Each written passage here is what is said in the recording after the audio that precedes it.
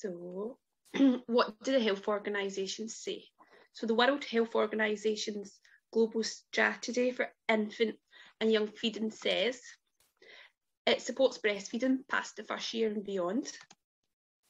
Breast milk is an important source of energy and nutrients in children aged 6 to 23 months.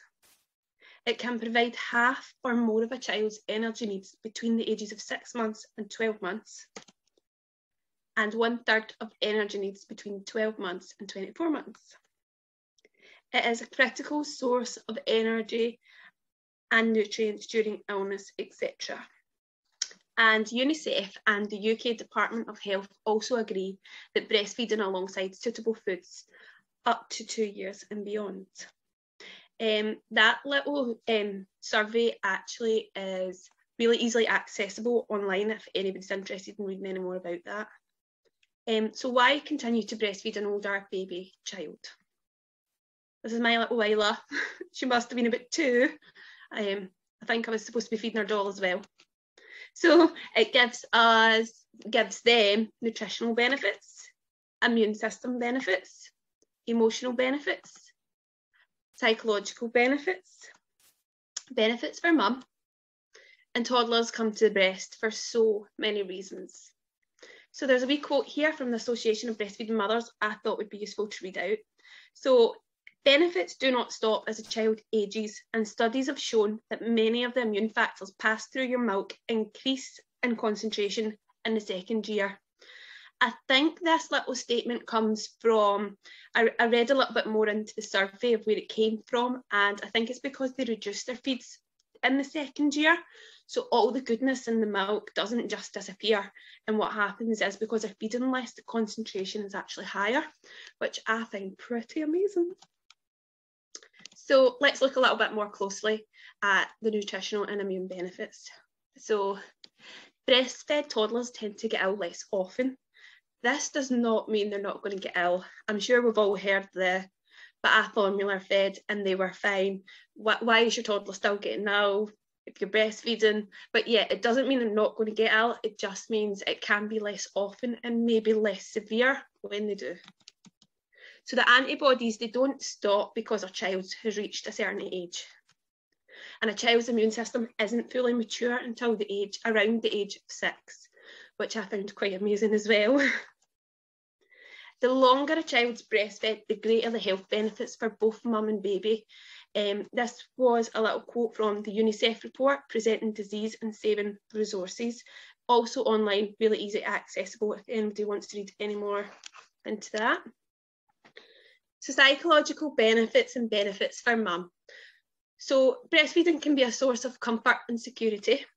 It can be an instant calming and connection, and lots of parents use it as a parenting tool. I know personally for me, anytime my little one decides she's going to be a bit fussy, or she's going to be a bit of a madam, I'll sometimes just say, do you want to come and get milk?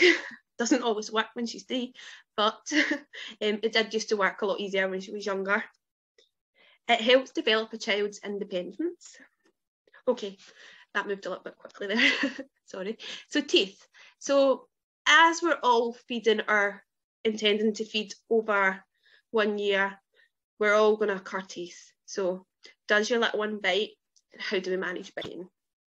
So teething can cause a child to bite down. It's not necessarily that they're intending to hurt us, and it's more to do with the pain receptors in their gums. If you have ever noticed a teething child or baby, they like to clamp down and bite on things, and it's not that they're trying to hurt us. So, but the good news is not all children do bite. But when they do, a lot can come down to the reaction they get, and then it can become a little bit of a game. It's not easy when we're not expecting that bite and it happens. But yeah, so if we give out quite a loud reaction, they can then kind of think it's a bit funny, or they want to do it again just to see how you react. So how do we manage biting? So there's a few things we can do. A lot of mums find that just bringing the child in closer. So as you're feeding a toddler, we kind of, they get their own way of feeding, whether that's one leg in the air or yeah, they get quite creative. So sometimes just bringing them that wee bit closer so that their teeth are positioned differently. And sometimes that can just be bringing their bum in closer, that you don't even have to completely like a new baby, just sometimes just bringing their bum that little bit closer to your body is enough. A lot of parents find distraction best, so that could be with a toy. If you're wearing a necklace, some children like to use the other nipple. Not all parents like this though. So we can prevent it by watching. So studies have shown that while a child is actively feeding, it's just not possible for them to actively also bite. They can obviously clamp down while they're feeding, but they can't actively bite. So sometimes just by watching the feed, getting ready to unlatch, sometimes is all it can take. We can teach that biting hurts. So by saying to your little one, oh, that was sore, no, don't bite mummy. Or we simply can just end the feed because they get the message soon. Personally, this is the one I used. Well, I kind of used a mixture. So I used to unlatch and say no, and I used to sit her on the floor and walk away from her, which she would obviously cry. So then I'd go straight back to her, pick her up, feed her. She wouldn't bite me again. And I think we went through that maybe 3 or 4 times. And then that was it. It wasn't an issue after that. So I thought, since we were discussing teeth, we could talk a little bit around, is breastfeeding linked to tooth decay? And you use this little picture. It's actually my niece, because her teeth are just so beautiful. She has massive white teeth. Every picture my sister sends, it's like, oh, her smile, because her teeth are so beautiful. So this is something that you might actually hear around breastfeeding and tooth decay. And I used this quotation here from the Public Health England, which was updated quite recently in January 2019. And it says, breastfeeding up to 12 months of age is associated with a decreased risk of tooth decay, which I thought was really important to add in, just because of what we might hear going around. I don't know if the studies have been done further than 12 months, but you can find this information on the gov.uk website. It's all about breastfeeding. It's actually quite interesting to read. Good dental hygiene is obviously important. Sometimes things can be genetically linked. So how much to expect a toddler to feed? So toddlers' feeding varies, and it can change hour to hour, day to day, week to week. It kind of can just depend on what really our toddlers are going through, what's happening in our lives. So what is your toddler going through? Is your toddler maybe out at nursery all day? Have they maybe just fallen? Are they maybe unwell or coming down with something? Are they maybe just looking to reconnect with mum?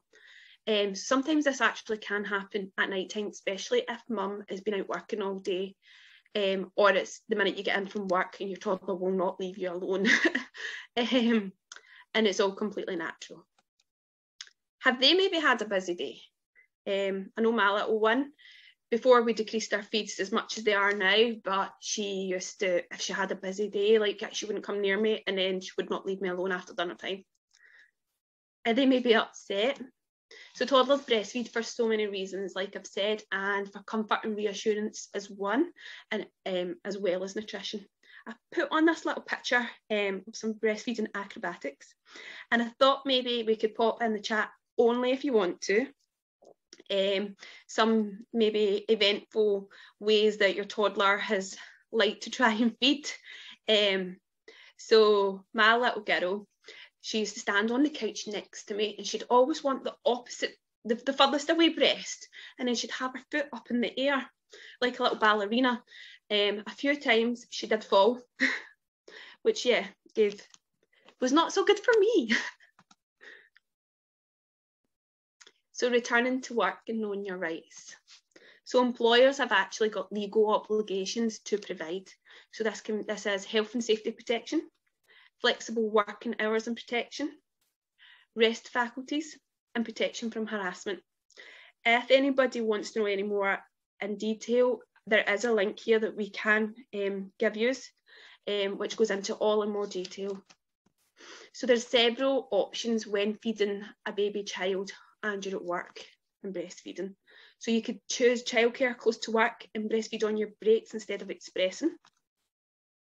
You could express at work and leave milk for your baby or your toddler.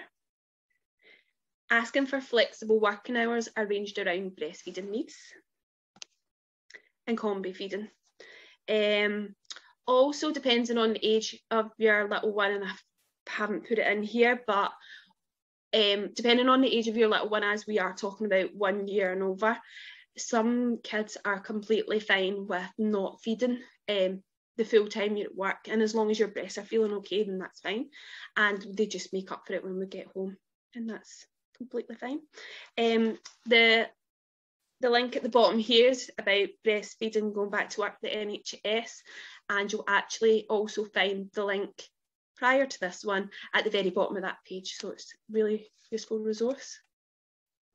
So pregnancy and breastfeeding. Ooh. It's considered safe to continue to breastfeed while pregnant as long as your pregnancy is considered safe. So please do, just if anybody is considering this or if anyone is going through this, just speak to your midwife and they'll be able to advise you. So sensitive nipples, which can bring up a array of feelings for mum in pregnancy. Yeah, that's fun. Some milk can dry up for some. And some mums aren't affected by pregnancy in their supply whatsoever, and all is considered normal. Personally, for me, my milk did dry up, but I also know of parents where their milk actually went the opposite way, and one mum just was pouring with milk. So I guess we don't know what category we're going to fall into. But after the baby's born, many can go on to tandem feeding, which is where we'll feed a baby and a toddler at the same time. Doesn't necessarily have to be at the same time, but still classed as tandem feeding. And your body is very clever and it can adapt to feed to both, just like it does with twins. Some mums, though, decide to feed their baby first, just for their peace of mind. So does breastfeeding mean more wakeful nights? So not necessarily. Children can wake up for all different reasons, but yes, reconnecting with mum can be one. And if we breastfeed, just seems like the simplest thing to do sometimes, doesn't it? So sleep has a lot more to do with development and feeding, and there's a lot of studies that show this. Criticism about breastfeeding. So as we go into breastfeeding into toddlerhood, sometimes this is something that we can come across, and we find it really important to be able to discuss criticism in breastfeeding and how it can make us feel. So I thought, have you ever suffered any? If anybody's happy to share in the chat, they can do so, if they've ever suffered from any criticism around breastfeeding. What about pressure to stop? Has anybody had any pressure to stop feeding? And how did you handle it? So sometimes when we make parenting choices that are different to others, they can feel like it's actually an attack on their own parenting choices, and it's why they can feel like they have to justify to us why they chose what they chose. It's not necessarily meaning that they're intending to go out their way to hurt us. It's just that they feel like they have to justify why they picked what they picked. So family and friends who do make negative comments, they do care. Of course they care. Even if their comments are uninformed and inappropriate, which we find most of the time with breastfeeding older children, it seems to just be a lot about uninformed information out there. So how do we respond? There's several ways we could educate them, as many aren't aware of the benefits past a certain age. Or we could just let them know how their comments simply make us feel. We could laugh off. We could just avoid the issue. Or we could make the subject completely off bounds. And finally, do what's right for you, your baby, and your family. At the end of the day, what matters is what's going on in our house when we close that door. So technically, if something's working for you, then why change it just because someone else might not agree? So what is the natural age of weaning for human babies? I thought this would be really interesting just to add. So the natural weaning age of human babies is between 2.5 years and a maximum of 7 years. A lot of us are never going to meet 7-year-olds still breastfeeding. So a little quote here is, in societies where children are allowed to nurse as long as they want, they usually self-wean with no arguments or emotional trauma between the ages of 3 and 4. This was quoted from A Natural Age of Weaning by Kathy, and I'm going to attempt to pronounce the second name, Detwiler. I probably said that wrong, but she's a professor and I ain't even going to attempt to pronounce which kind. So although it is unheard of, younger babies and children can self-wean. So how does breastfeeding end naturally? So usually slowly, where feeds are dropped here and there, and a lot of the time parents don't even realise how slowly until they're down to 1 to 2 feeds. So in the chat, if anyone wants to take part, I thought maybe we could put in how many feeds we're down to in a day. So personally, me and my little girl are down to 1 feed a day. And that's the bedtime feed, because it's so much easier to get them to feed when I can just let her have milk. She's sleeping within 5 minutes. Without the milk, we're half an hour. So, but yeah, the last feed can tend to be the last feed that can be dropped. Every parent's different, every family's different, every situation again is different, and it's just what works for you. So how to wean from the breast. This is specifically for older babies. So if the time is right for you, gradual is the easiest way to adapt to for both mum and child. We can do it several ways.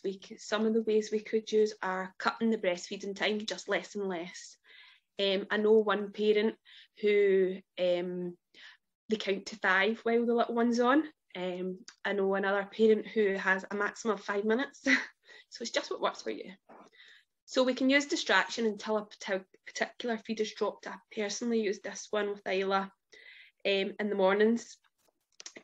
So she used to always jump into my bed, milk, mum.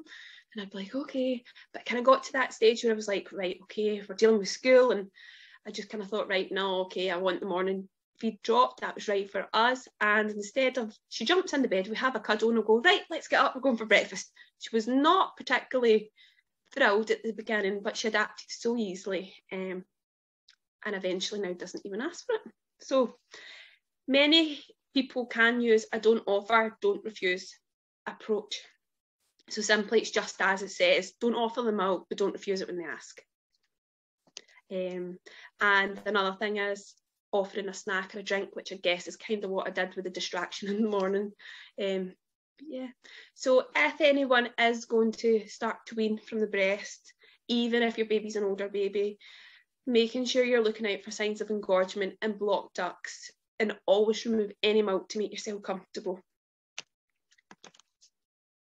And as we're approaching the end, I thought we'd put on some beautiful pictures of breastfeeding toddlers, because who doesn't like to look at them? Oh! And this one is the toddler feeding the doll. So yeah, thank you for attending, and any questions, email ayrshire@breastfeeding.org.uk.